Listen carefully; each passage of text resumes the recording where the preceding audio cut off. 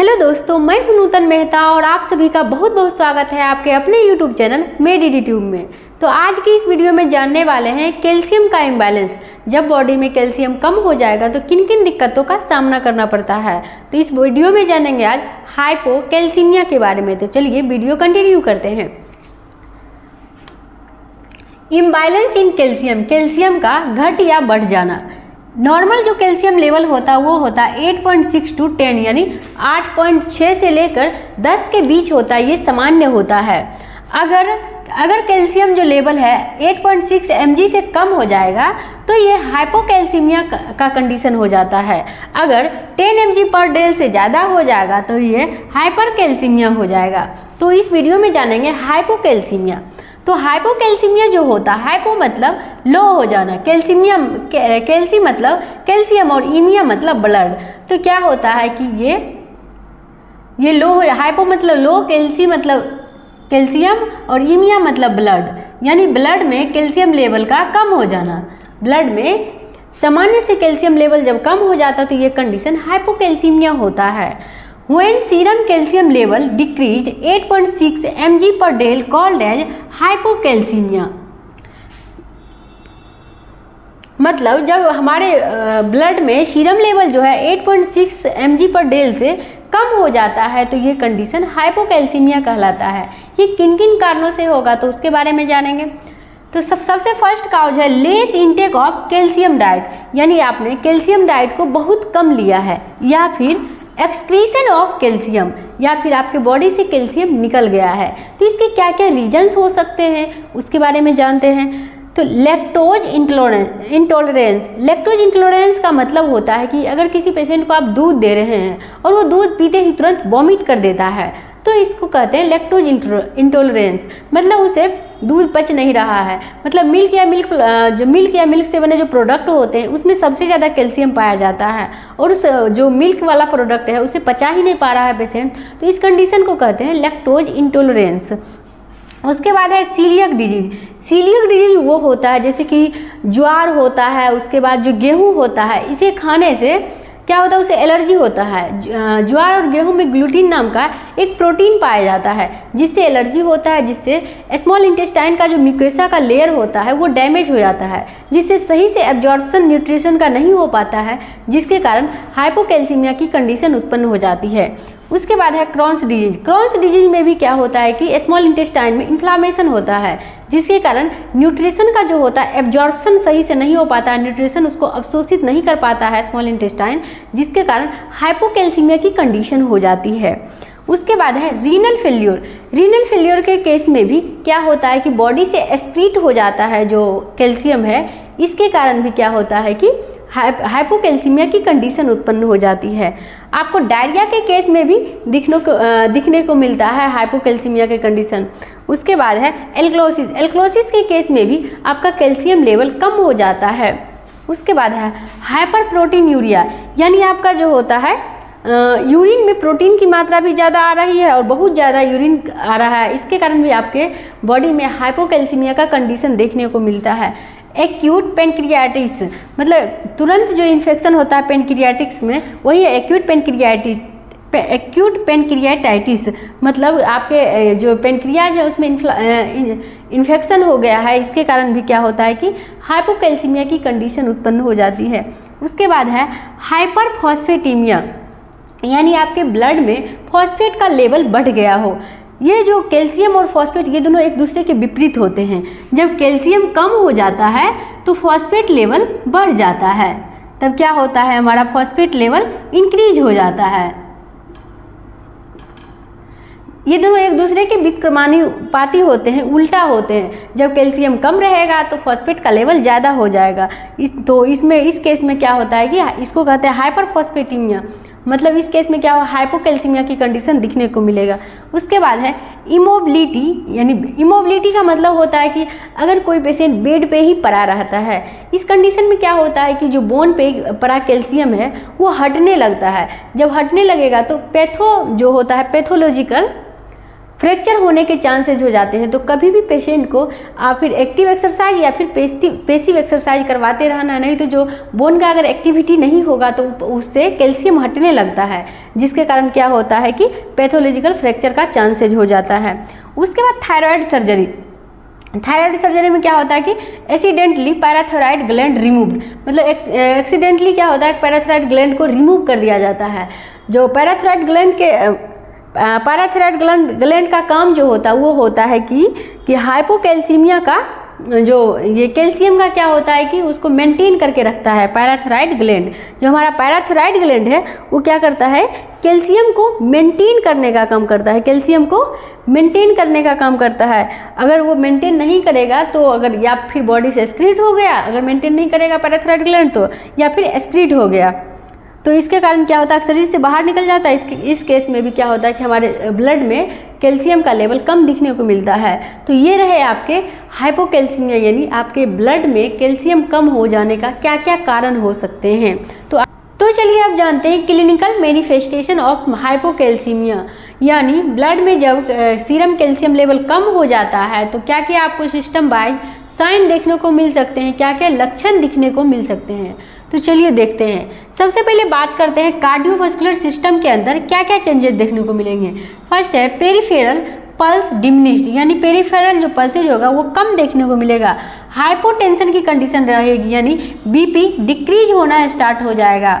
उसके बाद है डिक्रीज पल्स रेट, यानी पल्स रेट भी नॉर्मल से कम होना स्टार्ट हो जाएगा। उसके बाद जीआई सिस्टम की बात करें तो जीआई सिस्टम में क्या होगा, इंक्रीज्ड गैस्ट्रिक मोटिलिटी, यानी गैस्ट्रिक मोटिलिटी जो है वो ज़्यादा बढ़ा हुआ मिलेगा। उसके बाद है hyperactive bowel sound, bowel sound भी आपको ज़्यादा सुनने को मिलेगा, ज़्यादा उसका साउंड रहेगा। उसके बाद है जब हाइपर एक्टिव बॉवेल साउंड रहता है तो उस केस में क्या होता है कि डायरिया के केस आपको देखने को मिलता है। जब गैस्ट्रिक मोटिलिटी बढ़ी रहती है तो आपको डायरिया देखने को मिलता है। तो आपको जब ब्लड में सीरम कैल्शियम लेवल कम हो जाता है तो आपको डायरिया का भी केस देखने को मिलता है जीआई सिस्टम के अंदर।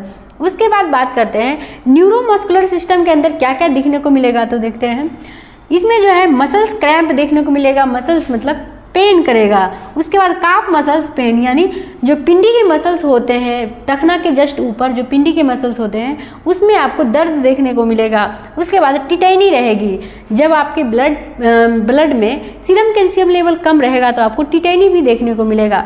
उसके बाद है ट्रॉजर साइन। ट्रॉजर साइन क्या होता है कि जब आप बीपी कफ ब्रेकियल यानी एंटीक्वाइडल फोसा के 2 to 3 सेंटीमीटर ऊपर जब यहाँ पे बांधते हैं और जब उसको बीपी कप बैलून जो होता है उसको फुलाते हैं, उसके बाद क्या होता है कि आपका जो ये हैंड है अपने आप योगा साइन जो होता है ओम साइन की तरफ इस तरह से हो जाएगा। तो ये क्या होता है, ये होता है हमारा ट्रॉजर साइन। ट्रॉजर साइन में ये इस तरह से ओम साइन दिखने को मिलता है, मतलब बीपी कप जब ब्रेकियल पर बांधते हैं 2 to 3 सेंटीमीटर ऊपर बांधते हैं। उसके बाद क्या करते हैं, उसको जब बैलून हवा उसमें भरते हैं तो क्या होता है कि अपने आप पेशेंट करना नहीं चाहता है, लेकिन अपने आप क्या होता है कि इस तरह का साइन देखने को मिलता है, मतलब ओम साइन देखने को मिलता है, योगा वाला साइन। तो ये कंडीशन हो जाता है ट्रॉजर साइन, यानी पॉजिटिव साइन है, उसे ट्रॉजर साइन देखने को मिल रहा है। ये हाइपोकैल्सीमिया के कारण होता है।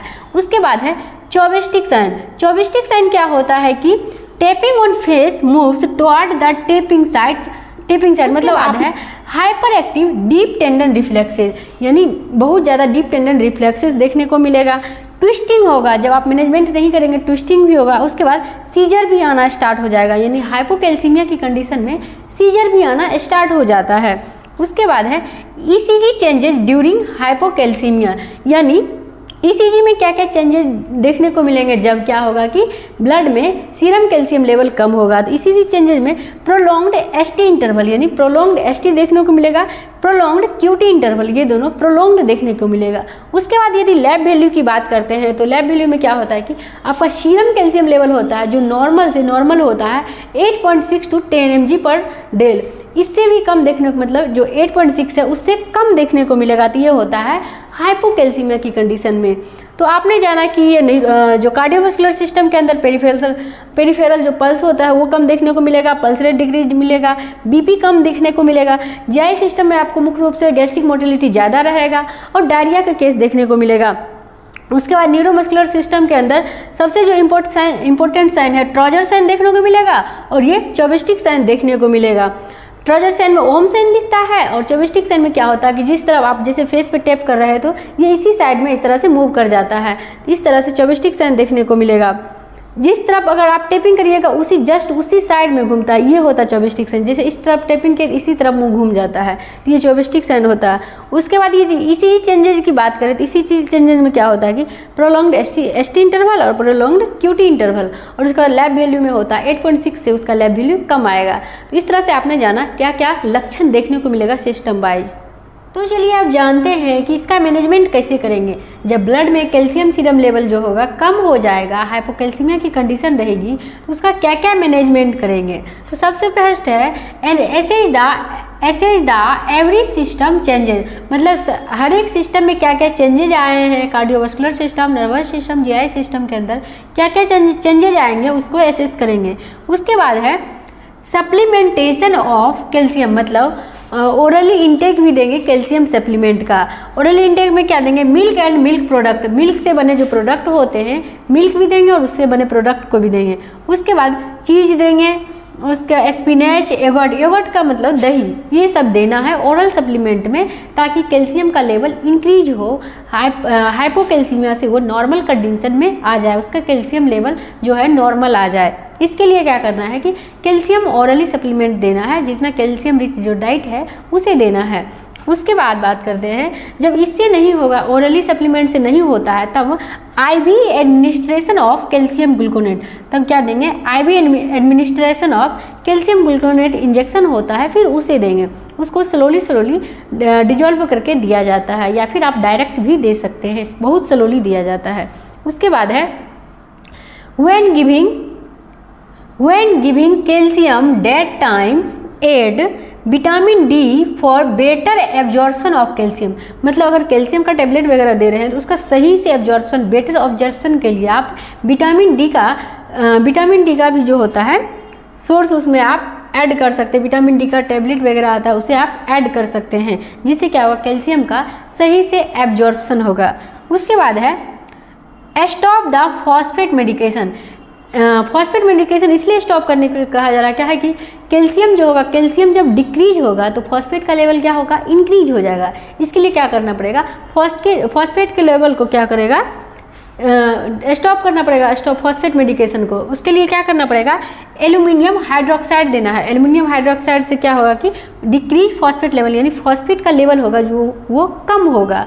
उसके बाद है इस केस में क्या होता है कि न्यूरोमस्कुलर सिस्टम है, अगर ये सही से पहले मैनेज नहीं किया गया है, पहले सिम्टम्स को नहीं देखा गया, तो क्या होता है सीजर के केस आ जाते हैं।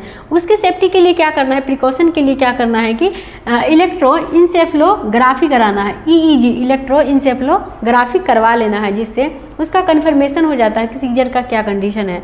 उसके बाद क्या है, कैल्शियम ग्लूकोनेट 10% देना है। हाइपोकैल्सीमिया का जो ट्रीटमेंट होता है इसमें कैल्शियम ग्लूकोनेट जो होता है वो 10% दिया जाता है। तो इस तरह से आपने इस वीडियो में जाना है कि कैल्शियम लेवल जब ब्लड में कम हो जाता है, सीरम कैल्शियम लेवल, तो उसके क्या क्या कारण हैं और इसके क्या क्या हर एक सिस्टम पर इसका क्या क्या फ़र्क देखने को मिल सकता है, क्या क्या लक्षण देखने को मिल सकता है और इसका मैनेजमेंट क्या करेंगे, तो उसके बारे में जाना। तो आपको ये वीडियो कैसी लगी कमेंट करके जरूर बताइए। अगर वीडियो अच्छी लगी तो आप प्लीज़ लाइक और शेयर इसे कर दीजिए, और इस चैनल पर यदि पहली बार आए हैं तो प्लीज़ चैनल को सब्सक्राइब जरूर कर लीजिए। मिलते हैं नेक्स्ट वीडियो में। Thanks for watching.